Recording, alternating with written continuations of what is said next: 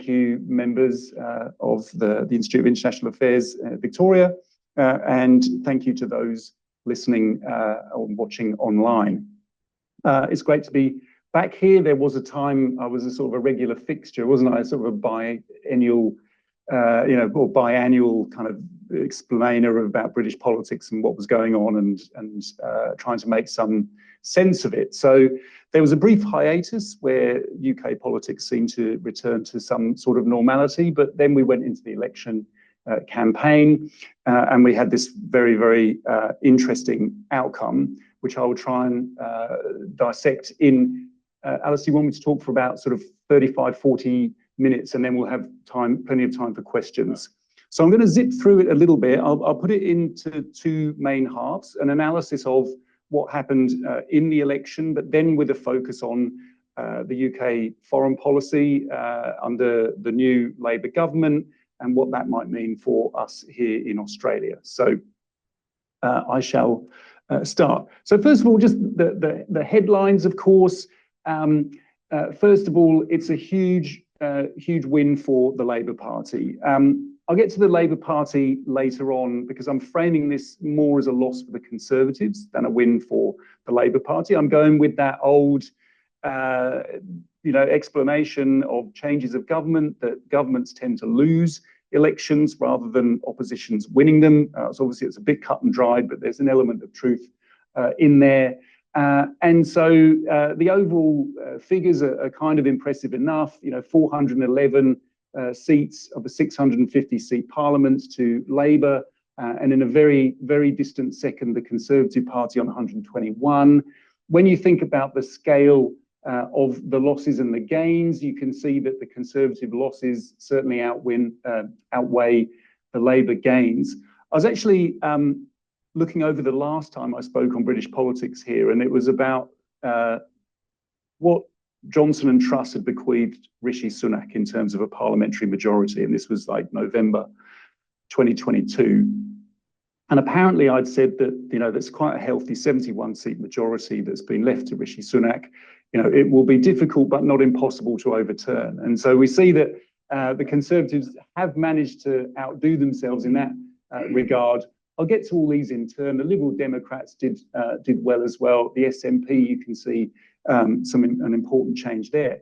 But I like the following graphic. I quite like to give you a sense of how things changed. This is there it goes. It's stolen my thunder. But you get the sense this is 2019, and you can see all of that blue. Now, of course, a lot of Conservative constituencies are rural constituencies, so in terms of the numbers of people, they tend to be bigger because they have fewer people living in them. So it's slightly exaggerated, but you get the sense that there's something really significant that happened in 2019. There's a lot of Conservative seats there, and you'll notice that the SNP in Scotland, in that yellow, is kind of still dominating. Check out Northern Ireland. And then you look at the pattern of the votes in 2024, just earlier this month, and you can really see that kind of fragmentation that has been an important feature of UK politics. And you get there the strength of, say, where the Liberal Democrats are particularly strong, and you'll get the sense of where Labour has gained from the Conservatives, which is and the SNP. So you can see this is sort of a band of Conservatives there on the borders, and you'll notice that Northern Ireland is still very much Sinn Féin green, but the non-Sinn Féin colours have also fragmented there. So there's a fragmentation of unionist parties in Northern Ireland. So, hang on. There's a time lag, I'm afraid. There is, okay. Right, and not all of the information is showing up. So, okay, let's push on. Anyway, what I want to suggest here is two things that people who are most of you probably know that the effects of the first past the post system will be to exaggerate majorities and to reward geographic concentration of votes, right? So that's what we call about vote efficiency, which I'll come to when we talk about Labour.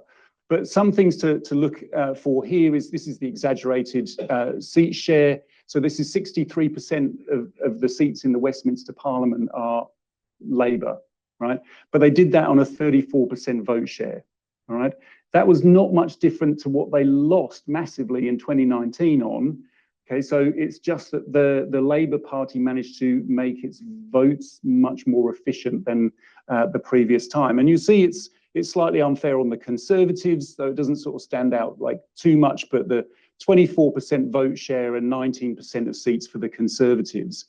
So the Liberal Democrats are almost, hugely in favour of proportional representation and voting reform.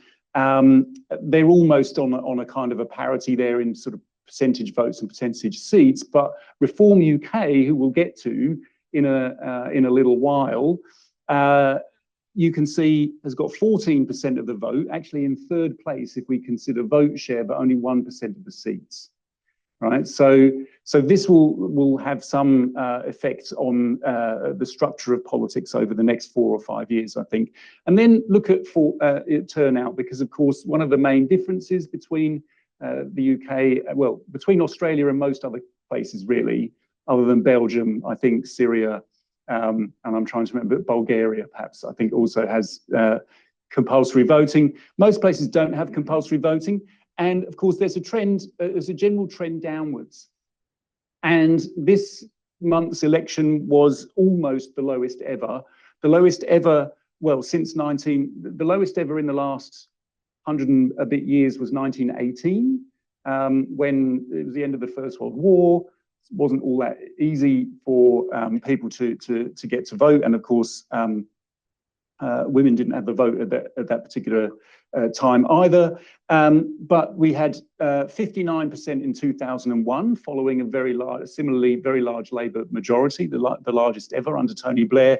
And we were on 60% for this particular election. So what I want to say then about the election, and as I mentioned, I'm starting off with the Conservative loss, all right?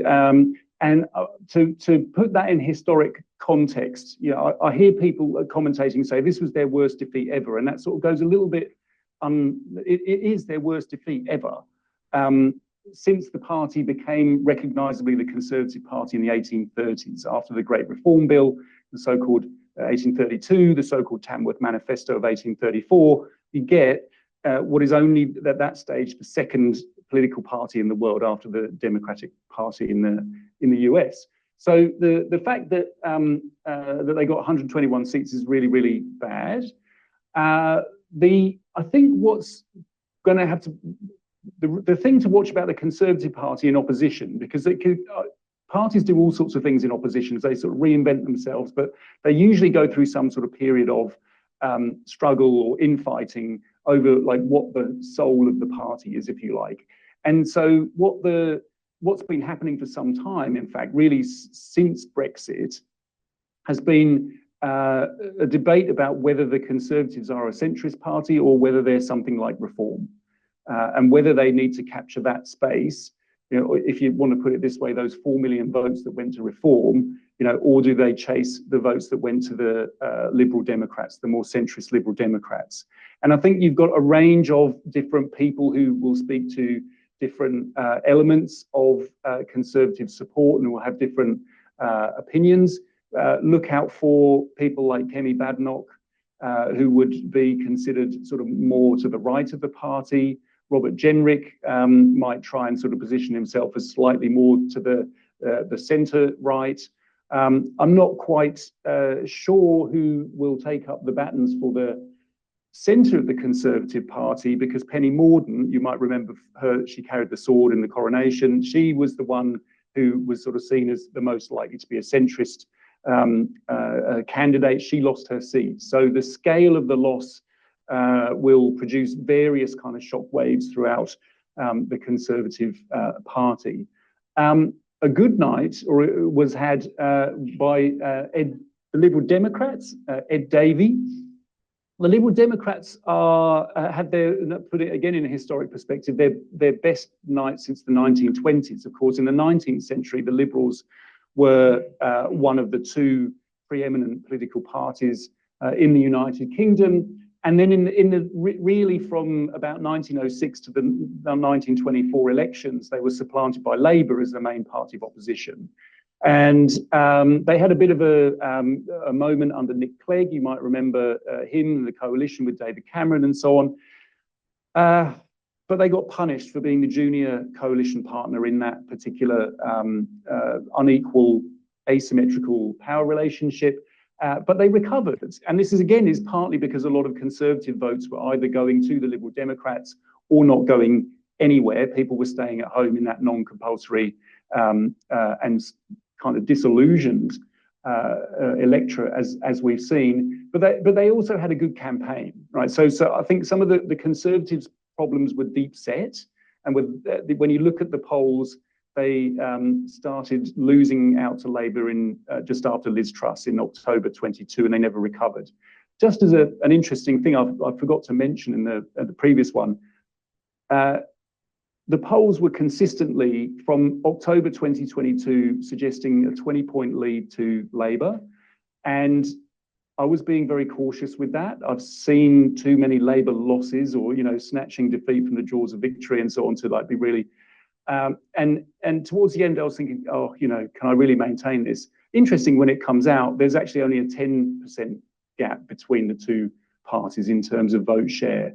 So it's still the case that there are a lot of what we call shy Tories out there, or that people say to pollsters that they are going to vote Labour and then don't. So you've always got to take a Labour lead with some degree of caution.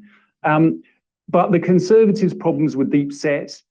I think the Lib Dems had a good campaign, and it was partly due to their leader, Ed Davey, who did lots of stunts. And, campaigning is campaigning, isn't it? It's not normal politics, and you have to do lots of foolish things if you're the leader. But I think he did a good job of doing foolish things and then talking about Lib Dem policies. And the Lib Dems are particularly effective at more local levels. They're strongly represented in the southwest of England. That's where they got their geographic concentration, which put them in seat terms way ahead of this bunch, Reform. Okay, so we've already seen how Reform came third in terms of the vote share, with 14% of the votes, right? 4 million people in the United Kingdom voted for Reform. And probably the key moment in the election was when Nigel Farage decided that he was going to run as the Reform leader and candidate for Clacton-on-Sea. What sometimes we talk about the red wall and the blue wall. There's also the so-called sea wall, which represents, if you like, the kind of faded glory of English seaside towns that, if you like, the modernisation has passed by.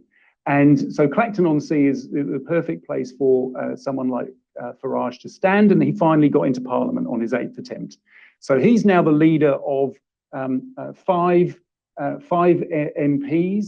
And I think the important thing here is that the right-wing media, particularly the tabloids, so we're talking about here The Sun, the Daily Mail, the Daily Express, are actually more Reform than they are Conservative. We often sort of say that these are the Conservative supporting mastheads in terms of British public life. That's probably not quite true anymore. Well, I'll leave that bit to the questions, but it was kind of noticeable how much of the focus was on how bad Rishi Sunak was, even from right-wing papers. They didn't really get to worrying about Keir Starmer until quite late in the campaign. So to take a little bit of a step now, because there's always this conflation between politics in England and politics in Britain and the United Kingdom more broadly, just to break that down, Labour has never won an election that they haven't won in England. That sounds like really obvious, but if they don't pay attention to England, they don't make the numbers, right? So, but it does mean that well, it's a bit early to say, but we have had in the last 10 years, 4 different parties governing 4 different constituent parts of the United Kingdom. So the picture there in terms of the kind of 2-party system that was there in the 1970s and even in the 1980s has really broken down. And this election is more of the same, although perhaps in a more sort of fragmented way. Because one of the other big losers of the night was the Scottish National Party, who similarly benefited from, as you might expect, the geographic concentration of their vote. In 2019, they had 3% of the vote and like 56 seats, like, so 1/7 of all the seats, right? And that's because they're Scottish, right? They're not, I should say they're in Scotland. It's not inherent in them being Scottish, but because their vote is concentrated in Scotland, it tends to have favoured them in the last 9 years or so. But they're also a party that had, there was definite kind of its time factor. They've got leadership problems. They've been in power either in coalition or solely in Scotland since 2007. So there's a lot of time there for the electorate to want something else. I'm going with the secessionist parties, of course, because one of the main planks of the Scottish National Party is to leave the United Kingdom. That looks effectively to be over. It was already over before the election because of the Supreme Court's decision that Scotland could not hold a unilateral referendum and it be constitutional. But the scale of the losses, even though it's at Westminster rather than at the Holyrood at the Scottish level, does tend to sort of suggest that maybe the wind has gone out the sails of independence, even though if you poll people, it's still about 50% say they want independence. The Greens, they tend to be talked about collectively, but there are actually 3 different Green parties in Great Britain. There's the English Greens that just get called the Greens. Then there's the Scottish Greens and the Welsh Greens. But if we aggregate their vote, they did better than they had done before. They'd only had 1 MP before, now they've got 4. And they managed to take a prospective cabinet member seat from her, Pangam Debonair in Bristol, and also Plaid Cymru in Wales, sometimes secessionists, sometimes want to leave the United Kingdom, sometimes don't. Depends on how they fancy their chances, and internal debates within the party also consolidated their seats. So in terms of the unity of the United Kingdom, I think attention is now shifting from Scotland back to Northern Ireland. So if we thought about like what effect this might have on the integrity of the United Kingdom, since 2014 at least, we've been looking at Scotland. Now, Sinn Féin managed to consolidate its vote at the Westminster Parliament level, which means it's the largest party in local government, it's the largest party at the Stormont Parliament, and it's the largest party at Westminster, with the caveat, of course, that Sinn Féin do not take their seats in Westminster because they don't recognise the authority of that parliament, right? So then the thing to watch out for, Alison's already talked about all the kind of elections that are coming up. In the Republic of Ireland, at some point between now and early 2025, there'll be another election. So if Sinn Féin manages to kind of translate its success that it's enjoyed north of the border, south of the border, you'll have 2 parties in Dublin and Belfast that both want the reunification of the island of Ireland. Now, it doesn't mean to say that that's going to immediately happen, but it would be closer than it's ever been since 1921. So another kind of historic dimension to the outcome there. So we get to the Labour Party, right? So this, of course, is historic for them. It's not quite as historic as the 1997 win in terms of overall number of seats and the overall majority, given the success of the Lib Dems and so on. But nonetheless, it's really, really important for them to be back in government. I heard the other day, and I can't remember who said it, so unfortunately, I'm not going to be able to credit it. But they were certainly keeping a small target strategy. But I heard them described as a micro target, and that's sort of about right. There wasn't an awful lot of information that the Labour Party were putting out and saying, this is what we're going to do. The approach was so-called mission-led government, and there were 5 missions, and these were kind of broad categories, right? Like growth, health, climate, policing, again, all that sort of valence politics stuff that it's hard to disagree with.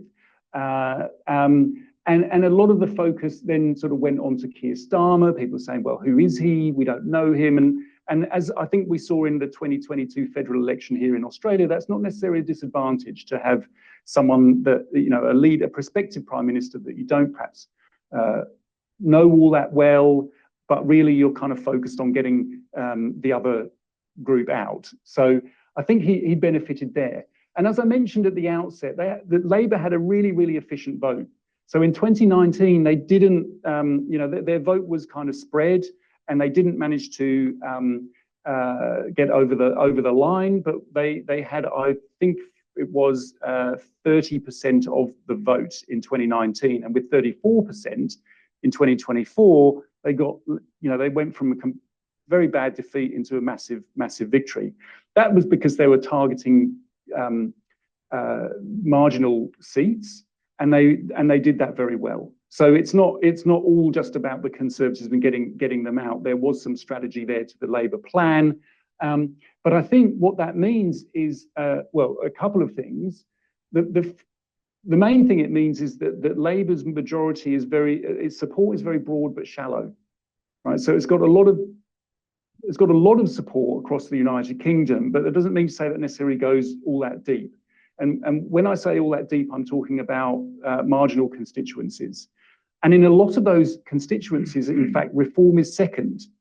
So there was a lot of discussion about, you know, were reform taking votes from the Conservatives or taking votes from the Labour Party? And certainly when you looked at the polling, when Nigel Farage came in, reform ticked up and both Labour and Conservatives ticked down.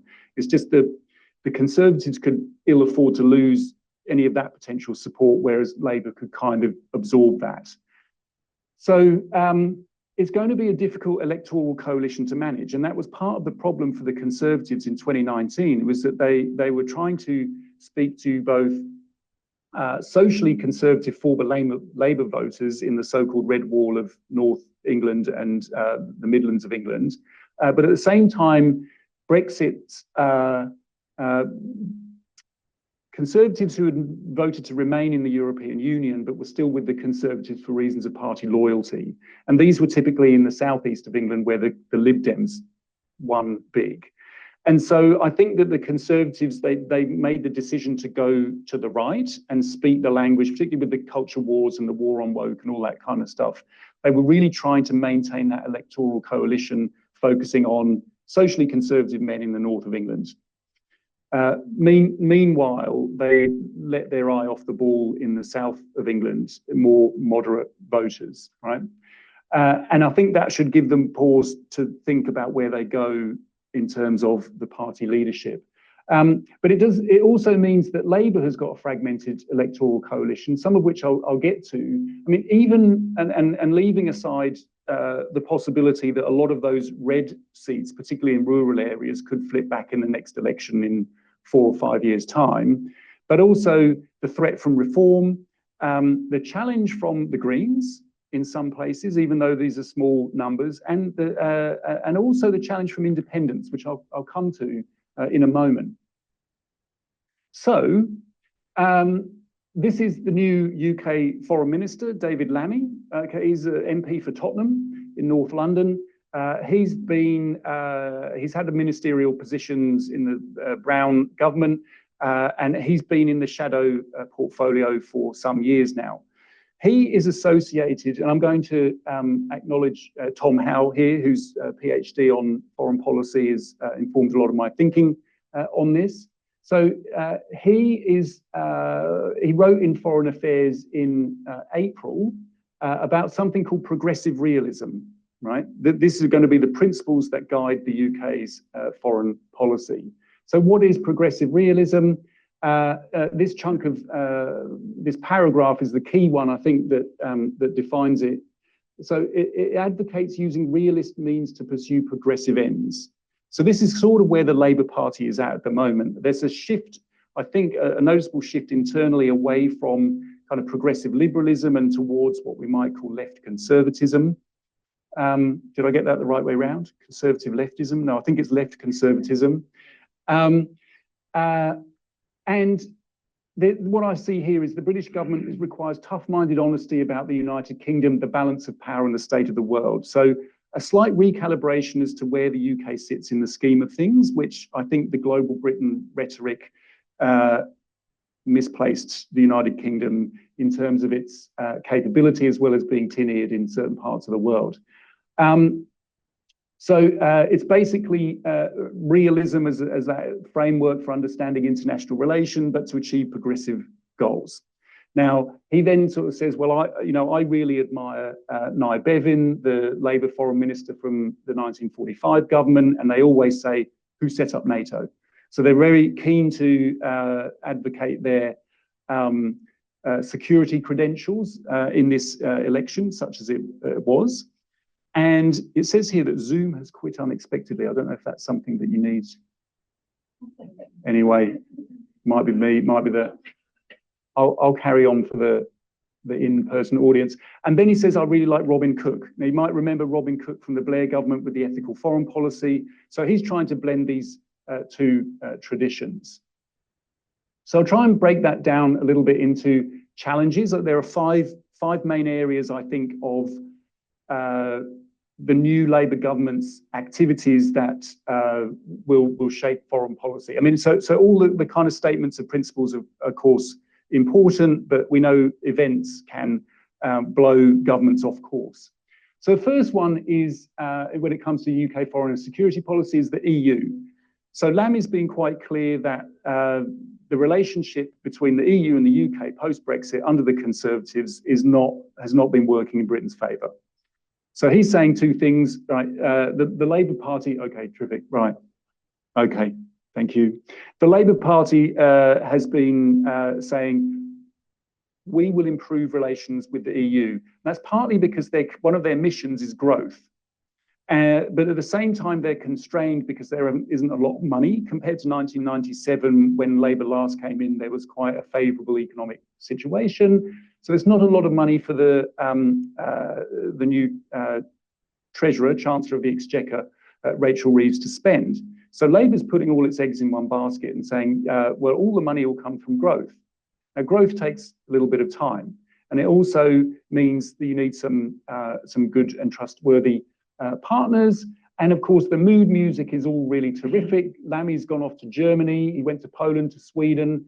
And he's floated an idea of a security pact with the EU. Now, this, of course, is still assuming that the EU kind of wants that sort of engagement. The EU doesn't do security in quite the same way as the Labour Party is suggesting that it would have a security pact with them. So that remains to be seen where that goes. But I think it's just about showing that there's a different set of people in charge. This is Lammy with Annalisa Baerbock just last week. And the basic idea is reconnecting with Europe, not rejoining or anything like that would upset the Reform voters, or the Brexit Party voters who went to Labour this time, but nonetheless enough to sort of speak to the interests of the Remain voting Labour supporters. So Ukraine, we've just seen the, you probably noticed the NATO summit in Washington, maybe for all the wrong reasons, but nonetheless, what was going on there also was about Ukraine. Ukraine has like really, really broad support in the UK. That's a pretty rock solid thing. Nigel Farage suggested in the campaign that NATO caused the invasion of Ukraine, and we know that these radical right parties are very sympathetic towards Putin. Whether that dented his appeal or not, we don't know. Probably not. But the Labour Party is was keen to pledge its support, and of course, Starmer is like one of those strikers in football. In soccer, all the hard work's done by the people behind him, and he turns up and takes all the glory. The work there was done, but the fact that it just happened to be his first international engagement, of course, makes him look very good and statesmanlike and all that sort of thing. The Conservatives had pledged to get defence spending up to 2.5% of GDP with a very concrete, within a very concrete timeline. The Labour Party says we'll do that as soon as possible. So there's some commitment there, but it's not quite as rock solid, perhaps, as the Conservative Party. This is where my reference to independence comes in, because the other thing, of course, is Gaza. Starmer took some flack for his initial reaction to the siege of Gaza following the 7th of October terrorist attacks. And this is one of those issues that really divides the Labour Party. Angus was asking earlier on, is there factionalism in the UK Labour Party? Absolutely. It's a left-wing party. They all, them and Protestants, they love splintering and fracturing, and this is one of those issues that really divides the Labour Party. And for independents, plus Jeremy Corbyn, who had been expelled from the Labour Party and is also an independent now, stood on pro-Gazan, what do we mean, immediate ceasefire platforms. And this, of course, follows on from the Labour Party losing a by-election to someone called George Galloway, who is a sort of Howard. Yeah, anyway, the point is that he stood on an immediate ceasefire for Gaza platform. And it does hurt the Labour Party. I mean, you sort of say, well, 4 seats and they've got 411. In those terms, no. But it is a constituency that the Labour Party will need to bear in mind as it governs, right? More so than the Conservative Party. And the climate crisis is another one. So one of the few things that the Labour Party was touting during the election campaign was something called Great British Energy. And this is a nationalised, so we've got a sort of trend back to nationalisation. Railways are going to be renationalised. This is a publicly owned, publicly run green energy company. So this is one of the things that they are saying is going to play a part in the transition away from carbon. They had been criticised for seeming under financial pressure to walk back from commitments towards green transition to green energies in the months before the election campaign, or about a year before election campaign. And again, from a public policy point of view, there is a sense in which, just the lack of money means that all these mission statements, the commitment to climate might be sort of vulnerable to other missions, particularly health, by which we mean the National Health Service in the United Kingdom, like absorbs money and time and energy. And it will remain to be seen how committed Labour are to that. And of course, the Greens are a small but growing constituency in British politics. They don't have the kind of presence that the Senate in Australia allows, or the upper houses with their voting system allows in Australia.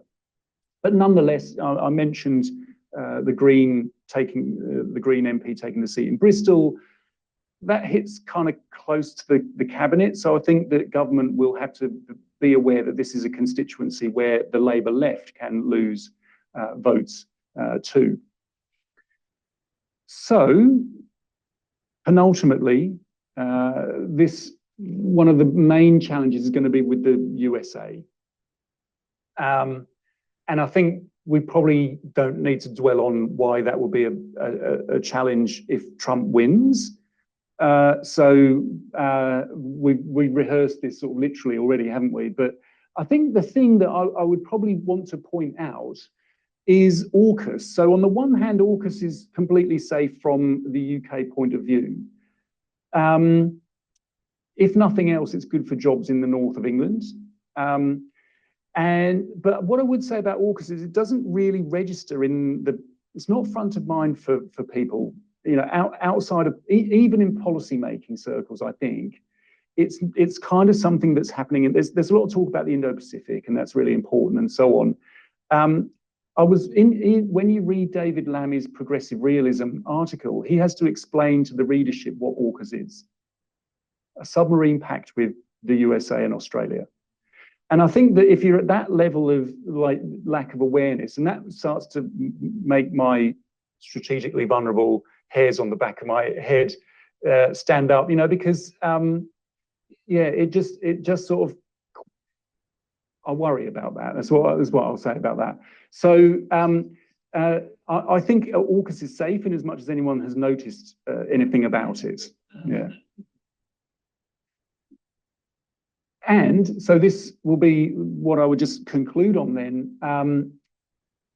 The electorate.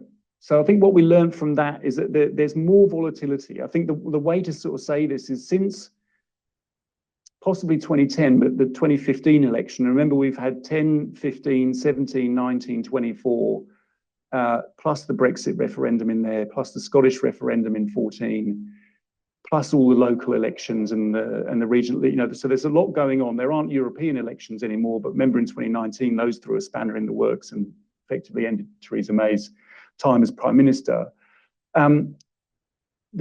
There seems to be no pattern other than there is no pattern, right? So what there seem to be is a series of unstable electoral coalitions that are one-time use. So in the wake of the 2019 election, all the talk was about, well, this is a major shift, it's some kind of sea change.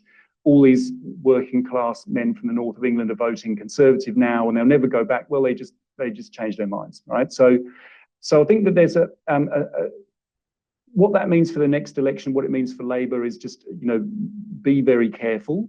I suppose the turnout, we would have to say, is very low.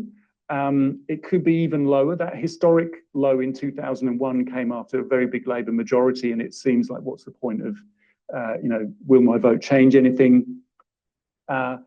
So that is a fragmented and fragile electorate. So I think that there are some sort of encouraging signs in the early days of government, but it is a broad and shallow electoral coalition. So the Labour's trying to sort of get underway, particularly in the public policy level. So it's not all foreign policy. I've just sort of focused on that, and they're enjoying their moment, and that's great. How soon that will get blown off course is always the question. Whether they have a long honeymoon period or not, and maybe it's already over, given the weakness of the shallowness of the support, if you like. Conservatives are going to go through a contest for the soul of the party. I think the election or election of the leader, Rishi Sunak's in place at the moment, but they probably want a quick turnaround, possibly over the August summer, maybe into September before the party conference, which of course is going to be a somber and not very well attended affair. So the minor parties did, and I'll put that in speech marks because in terms of seats and votes, they're not all that minor. They did really well, and I think that this relates to the Conservatives, where the Conservatives are going to go. Are the Conservatives going to think, well, let's try and win back Lib Dem seats? Do we have to look and sound more like Reform in order to to get that kind of vote? As far as the integrity of the UK, it's sort of my research is on. Keep an eye on Northern Ireland now, and particularly the Republic of Ireland when that comes up. And I think overall the UK foreign policy is going to be more, but not entirely Europe focused. So it's clearly an element of concern.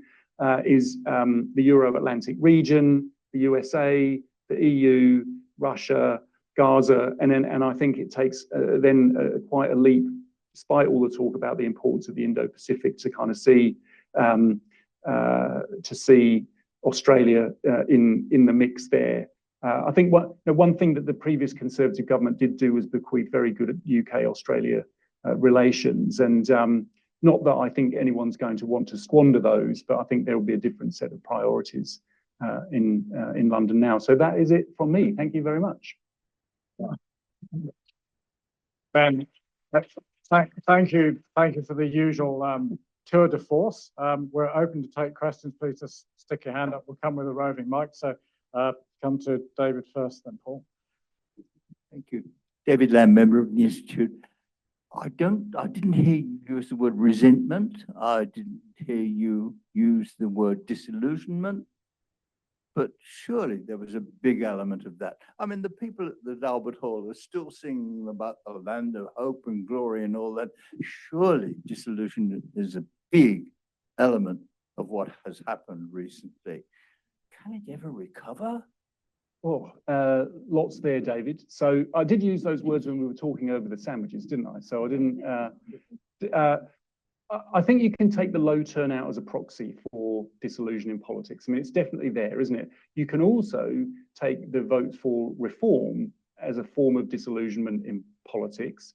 And even sometimes you can take votes for the Lib Dems as a vote of proxy for disillusionment in politics. The people who might sing Land of Hope and Glory in the last night of the proms, I was about to say last night of the Poms there, that's terrible. Last night of the proms, you know, well, we would assume that they're pretty rusted on conservative voters, but they would could be tempted by reform. But I think you're suggesting that there's a disillusionment in terms of, what is it, like the talking up global Britain, or a general sense that, you know, Britain doesn't have an empire anymore and it's not in the top rank of All of that. Yeah. Chaos. Well, yes. Yes. All right. So yeah, by the time you got to Rishi Sunak, you're not on your A team, are you, in terms of the churn that there is within the government? And I think that, you know, voters they don't kind of like that, but I don't feel that that's quite as strong as the reaction in Australia to, you know, when Gillard, and then the Liberal parties. I remember being struck when Kevin Rudd was rolled, and people were kind of like quite upset about that. And I was like, well, that's all right, isn't it? Because Margaret Thatcher was similarly got rid of, and that was sort of seen to be, okay, well, she's just not leader of the party anymore. But I think maybe in the intervening years, there's been a kind of presidentialization of the leader. So we focus a lot more on the leader now. And the thing is, you know, do people vote for their local MPs? Do they vote for their party? Do they vote for the leader? Or, you know, or what balance of all of those things? So I think the chaos in governance, really, that's sort of one of the things that didn't, but it wasn't in, it's kind of when that kicks in, it really kicks in after Truss. Even Boris Johnson, for some reason, I've given it away now, but like, you know, even he attracted a degree of loyalty, quite a degree of loyalty. So anyway, there's a lot in that, but the Conservative Party were authors of their own misfortune, yes. Hello, Paula Hagan, also a member of the Institute. Hi, Ben. Thank you so much for that. It's fascinating. I'm really interested in what you were talking about, the integrity of the UK, and you spoke about Scotland, Wales, and Northern Ireland. But it seems to me that, and I haven't read the Labour manifesto, but devolution hasn't been as much of a topic, especially in England. And it seems to me that compared to 7 years ago when I was in the UK, the Labour Party really has wrapped itself around the Union Jack in a way that just didn't happen 10 years ago. And I was wondering, where does Labour stand on that? Yeah. So there's two documents there. One is the manifesto itself and something called the Brown Commission, which published a report in December 2022, which laid out its plans for reforming the UK constitution, if you like, including the integrity. So one of the things that we might come back to is House of Lords reform. The idea is to turn the House of Lords into something that looks a bit like the Australian Senate, that represents nations and regions. And the regions is the interesting part, because the Labour Party can't conceive of England as anything other than an administrative problem. And that's partly because it's just too big compared to the other bits of the United Kingdom. But there's also definite reluctance to talk about England and Englishness as a basis of political community. Everything has to be about regions, towns, and cities. So devolution has been kind of embraced, I'd say, in the northwest of England, and less so in other. So some bits of it kind of makes sense where there are strong regional identities, and others like Cambridgeshire and Peterborough where there aren't. And then there are other places where there just isn't any at all. So it's very ad hoc.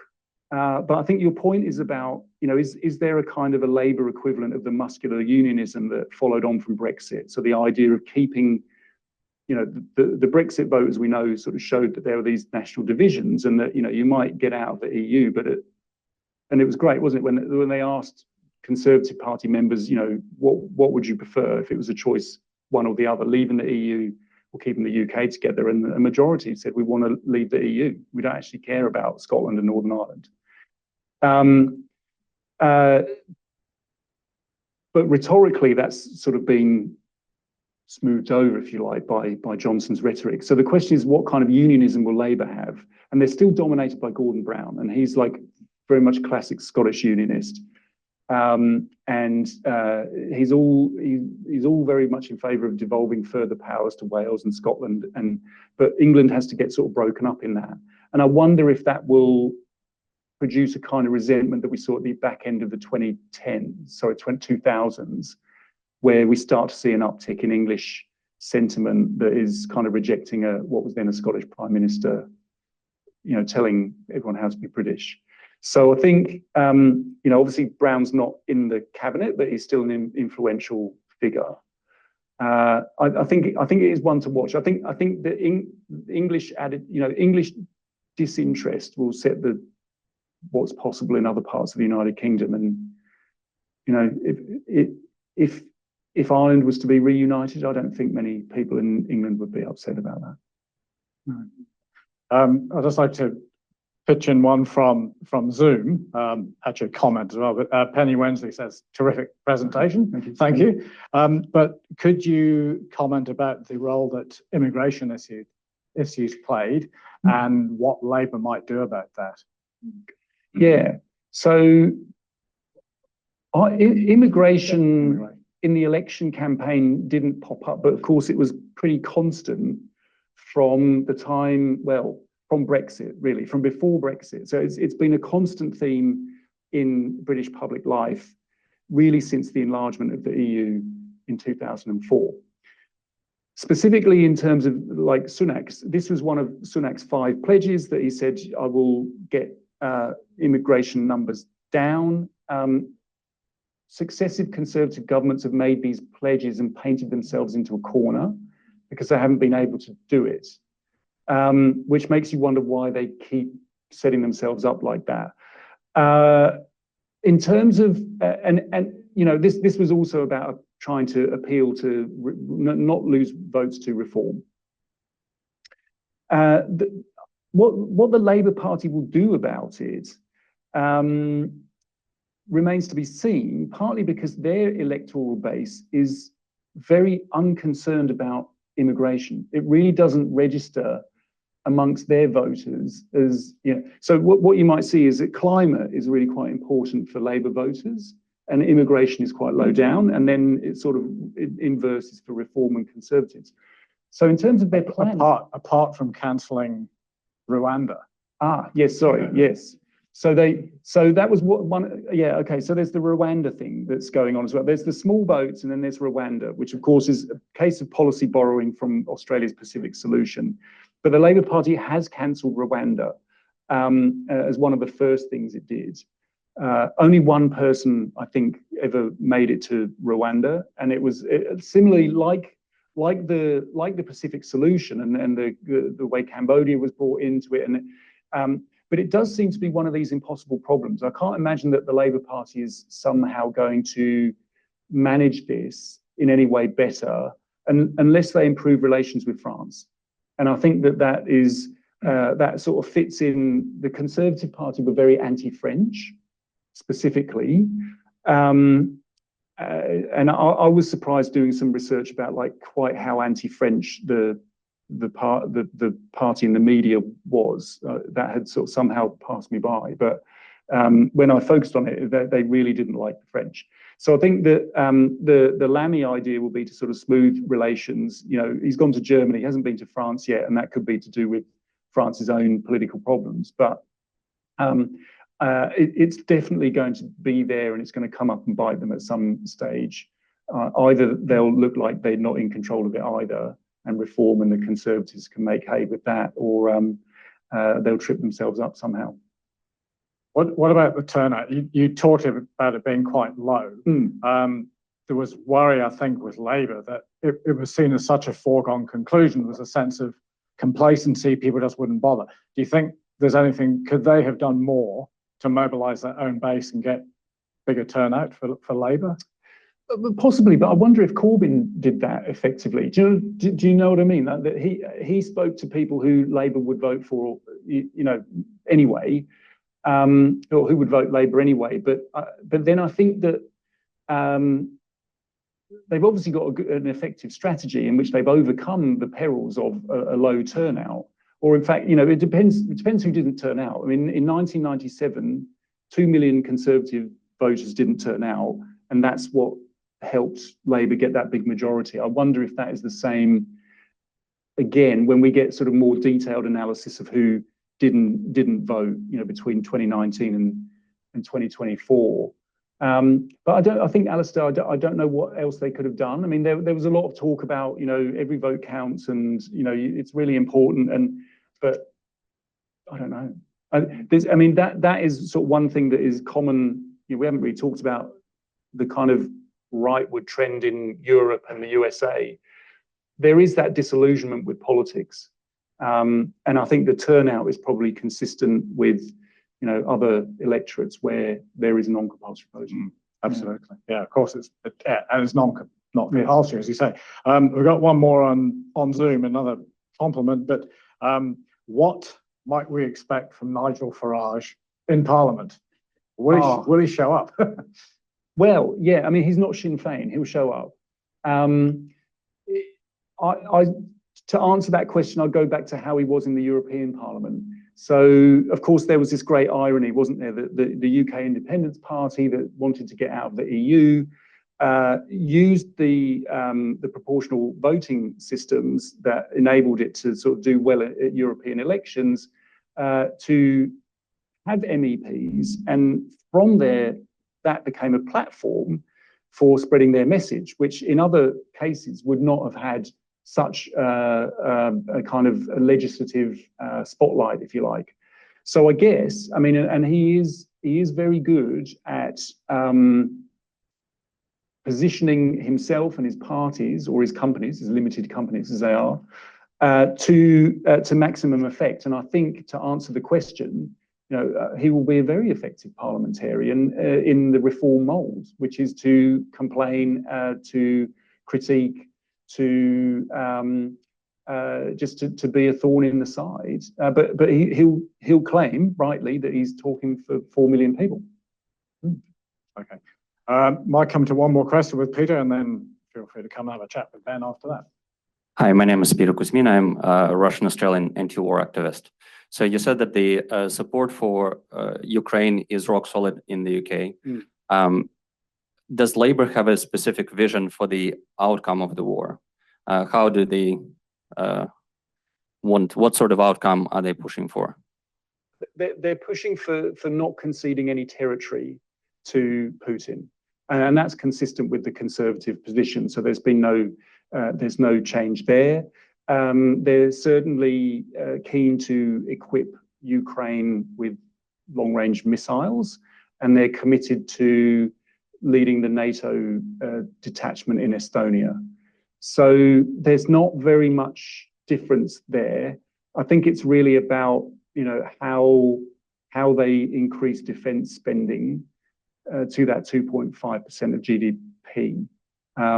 Which in overall terms puts them second behind Germany and after the US, in European terms. So Starmer is very much from the centre right of the party, and that section of the party is very pro-Ukraine. Public opinion is still there. I think Farage speaks for the kind of, like Marine Le Pen, Donald Trump Republican skepticism towards continuing the war too long. So that might be one way that Trump behaves I'm like Biden now.